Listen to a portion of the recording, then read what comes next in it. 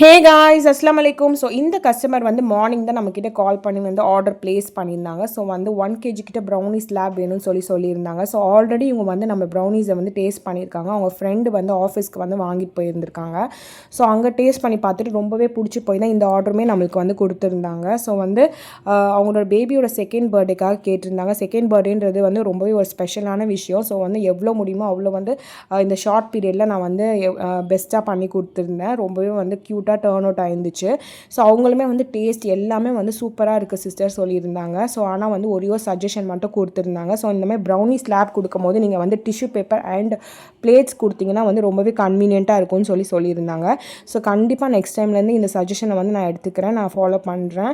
So என்னோடய business வந்து இந்த அளவுக்கு வந்து க்ரோ ஆனதுக்கு மெயினான ரீசன் பார்த்தீங்கன்னா, நான் எப்போவுமே என்னோட கஸ்டமரோட சஜஷனை வந்து இம்பார்ட்டண்ட்டாக வந்து நான் ஃபாலோ பண்ணுவேன். It's very very important to get your customer satisfaction. So வந்து பேக்கேஜிங்லேருந்து எல்லாமே என்ன சொல்கிறாங்களோ அதை வந்து நான் கண்டிப்பாக வந்து ஃபாலோ பண்ணுவேன். நீங்களும் ஹோம் பேக்கராக இருந்தால் நீங்களும் வந்து உங்கள் கஸ்டமரோட சஜஷனை வந்து எடுத்துக்கோங்க. ஸோ உங்களுக்கும் இந்த மாதிரி அஃபோர்டபுளான ப்ரௌனிஸ் ட்ரை பண்ணால் நம்ம பேஜை ஃபாலோ பண்ணி சப்ஸ்கிரைப் பண்ணிக்கோங்க.